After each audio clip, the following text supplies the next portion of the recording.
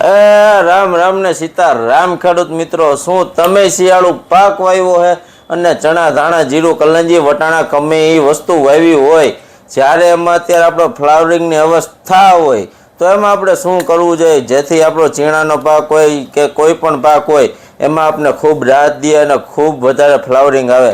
તો એના માટે આપણે વારંવાર ભલામણ કરીએ છીએ કે જે બ્લૂબેરી કરીને પ્રોડક્ટ આવે છે, પંપે 25 ml નો ઉપયોગ કરવાનો છે અને એને જોરદાર રિઝલ્ટ મળી જવાના છે।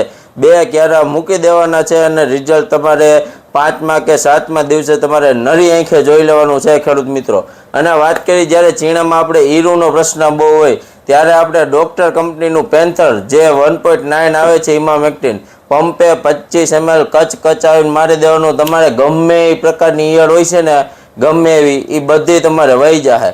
અને જ્યારે આપણો પાક અત્યારે પાક ઉપર છેલ્લે આખરમાં આવ્યો હોય ત્યારે આપણો છોડ પીળો પડવાના પ્રશ્નો બહુ હોય છે, તો એના ભેગું આપણે સંગમ પણ નાખી દેશું, કેમ કે એમાં આવે છે માઇક્રોન્યુટ્રન, એટલે આપણા છોડને ઘટતા પોષક તત્વો મળી જવાના છે, એટલે જેથી આપણો છોડ પીળો પણ ઓછો પડશે અને એના પરિણામે અંતે આપણો દાણો ભરાવદાર વધારે થશે, કેમ કે દાણો ભરાતો હોય ત્યારે છોડમાંથી તમામ પોષણી ખેંચતું હોય, એટલે છોડને જો આપણે માઇક્રોન્યુટ્રન આપશું તો હજી વધારે દાણો ભરાવાની શક્યતા વધી જશે। વધારે માહિતી માટે ઉપર મારો નંબર આપેલો જ છે, એમાં ફોન અથવા તો વોટ્સએપ કરી શકો છો।